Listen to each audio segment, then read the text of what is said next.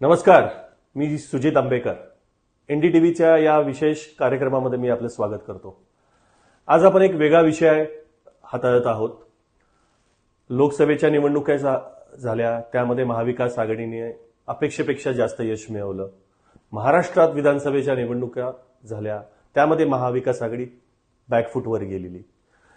आता हे चित्र संपूर्ण महाराष्ट्रामध्ये चर्चेत असताना आता ज्या आपल्या समोर निवडणुका येऊन ठेपलेल्या आहेत त्या म्हणजे स्थानिक स्वराज्य संस्थांच्या निवडणुका.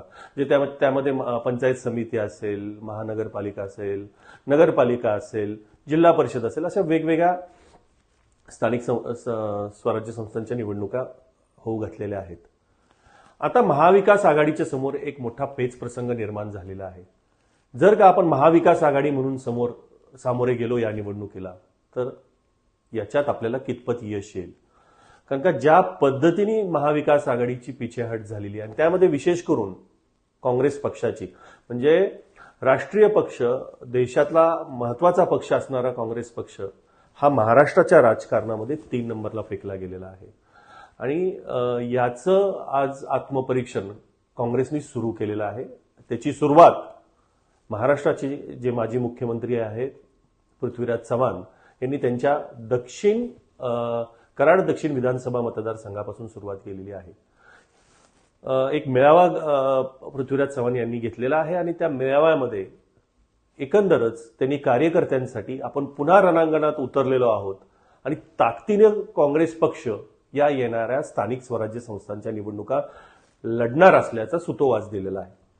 यावेळेस पृथ्वीराज चव्हाण यांनी विशेष करून काँग्रेस पक्ष ही निवडणूक ताकदीने लढणार असल्याचं आवर्जून म्हटलेलं आहे.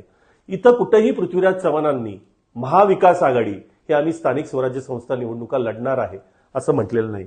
त्यामुळे एकंदरच पृथ्वीराज चव्हाणांचं हे जे स्टेटमेंट आहे हे फार बोलकं स्टेटमेंट म्हणता येईल. कारण का जर का काँग्रेस पक्षला पुन्हा उभारी घ्यायचा असेल तर स्वतःच्या ताकदीवरतीच येणाऱ्या निवडणुका लढवाव्या लागतील, आणि जो हाताचा पंजा आहे तो परत ग्रामीण भागात कसा रुजलेला आहे, ग्रामीण भाग कसा काँग्रेस पक्षाच्या बरोबर आहे, हाताच्या पंजाबरोबर आहे, हे दाखवण्यासाठी काँग्रेस पक्ष येणाऱ्या काळात महाविकास आघाडीला सोडून स्वतंत्रपणे या निवडणुका लढेल, असा एक सुतोवाच कराडच्या मेळाव्यामधनं आपल्याला दिसत आहे. पृथ्वीराज चव्हाण हे महाराष्ट्राचे दिग्गज नेते आहेत, काँग्रेस पक्षाचे दिग्गज नेते आहेत. पृथ्वीराज चव्हाणांना स्वतःचा जो झालेला पराभव हा जिव्हारी लागलेला आहे, त्यामुळे त्यांनी आता महाराष्ट्रव्यापी दौरा करायचं ठरवलेलं आहे. काँग्रेस पक्षाच्या ज्या भूमिका आहेत, काँग्रेस पक्षाचे जे विचार आहेत, यशवंत विचार जे आहेत, आणि धर्मांध शक्तीला बाजूला ठेवून आपण यशवंत विचार हे तळागाळात रुजवूया आणि पुन्हा महाराष्ट्र सुफलाम घडवूयात अशी हाक द्यायला सुरुवात केलेली आहे. आता पृथ्वीराज चव्हाणांचं हे जे वक्तव्य आहे हे महाविकास आघाडीमध्ये कसं घेतलं जाईल हे येणारा काळ ठरवेल. कारण का एकंदरच काँग्रेस पक्षाच्या ज्या कार्यकर्त्यांमधनं आपल्याला जी माहिती मिळत आहे की जर का काँग्रेस पक्ष महाविकास आघाडीपासून जर बाहेर गेला तर नक्कीच काँग्रेस पक्षाला यश मिळेल. कारण का आज काँग्रेस पक्ष 3ऱ्या क्रमांकावर फेकला गेलेला आहे. केवळ 10 जागांच्या आसपासच काँग्रेसला या विधानसभा निवडणुकीमध्ये यश मिळालेलं आहे.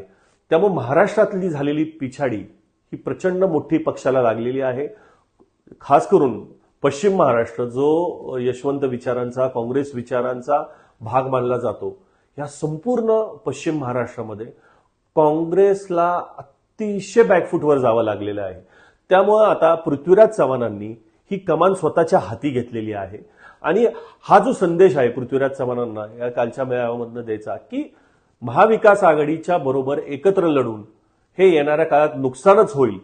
त्यामुळं येणाऱ्या काळामध्ये तिन्ही पक्ष म्हणजे उद्धव ठाकरेंची शिवसेना असेल, शरद पवारांची राष्ट्रवादी असेल आणि काँग्रेस पक्ष असेल, हे वेगवेगळे लढतील, आणि वेगवेगळे लढल्यामुळं कार्यकर्त्यांचं मोरल हे बूस्टअप होईल. कार्यकर्त्यांना काम करण्यासाठी, कार्यकर्त्यांना निवडणुकीत सहभाग घेऊन आपल्या ज्या अपेक्षा आहेत त्या पूर्ण करण्यासाठी, लोकांपर्यंत जाण्यासाठी एक चांगलं मोठं व्यासपीठ मिळणार आहे. कारण का आतापर्यंत हे जे तिन्ही पक्षांचे कार्यकर्ते आहे हे एकत्र मिळून प्रत्येक वेगवेगळ्या पक्षांसाठी काम केलेलं आहे. मात्र स्थानिक स्वराज्य संस्थांच्या निवडणुकातून जर वेगवेगळे हे पक्ष लढले तर महायुतीला टक्कर देण्यासाठी एक वेगळी रणनीती आखली जाईल. तिन्ही पक्ष वेगवेगळे लढतील आणि लढून जिंकल्यावरती सत्ता स्थापन करताना पुन्हा एकत्र येतील, अशी ही माहिती आपल्याला काँग्रेसच्या गोठातून मिळत आहे. म्हणजे उद्धव ठाकरेंची सेना असेल, शरद पवारांची राष्ट्रवादी असेल आणि काँग्रेस पक्ष हे येणाऱ्या सर्व स्थानिक स्वराज्य संस्थांच्या निवडणुका आहेत, या वेगवेगळ्या लढतील. वेगवेगळ्या लढल्यानंतर जर का बहुमताने यश मिळालं तर सत्ता जी स्थापना होईल, म्हणजे नगरपालिका असेल, महानगरपालिका असेल, जिल्हा परिषद असेल, बहुधा पंचायत समिती सारख्या स्थानिक स्वराज्य गाव लेवलच्या संस्था असतील, त्याच्यावरती निवडणूक जिंकून हे पुन्हा महाविकास आघाडीची सत्ता स्थापना करतील, अशी ही चर्चा केली जात आहे. मात्र आता हा जो भाग आहे हा केवळ आपण आपल्याला मिळालेल्या माहितीवरनं, म्हणजे काल जो मेळावा झाला पृथ्वीराज चव्हाणांचा कराड दक्षिण मेळाव्यामध्ये आणि तिथला जो सूर उमटलेला आहे त्यावरनं आपण हा एक विशेष विश्लेषण केलंय की येणाऱ्या स्थानिक स्वराज्य संस्थेमध्ये काँग्रेस पक्ष ही वेगळी दरकिनार होईल आणि आपल्या पद्धतीने आपला ठसा उमटवण्यासाठी, हाताचा पंजा पुन्हा रुजवण्यासाठी आणि पुन्हा वर येण्यासाठी ही वेगळी चूल मांडेल आणि स्थानिक स्वराज्य संस्था ही आपल्या ताब्यात घेण्यासाठी महाविकास आघाडी अशा पद्धतीने रणनीती ठरवेल असं म्हणता येईल. त्यामुळं आजचा आपला हा जो एक्सप्लेनर व्हिडिओ आहे हा एकंदर येणाऱ्या स्थानिक स्वराज्य संस्थेमध्ये महाविकास आघाडी वेगवेगळ्या पद्धतीने लढेल, म्हणजे वेगवेगळे पक्ष लढतील आणि सत्ता स्थापन करताना एकत्र येतील. तर नक्कीच आमचा हा एक्सप्लेनर व्हिडिओ आपल्याला कसा वाटला हे आवर्जून आमच्या एनडीटीव्ही मराठीच्या युट्यूब प्लॅटफॉर्मवरती आपल्याला कमेंट करून आम्हाला नक्की सांगा, आपल्या प्रतिक्रिया कळवा. हो, आणि आमचा हा प्लॅटफॉर्म, एनडीटीव्हीचा प्लॅटफॉर्म आपण लाईक शेअर करायला विसरू नका आणि हो आवर्जून बेल आयकॉन दाबायलाही विसरू नका. धन्यवाद.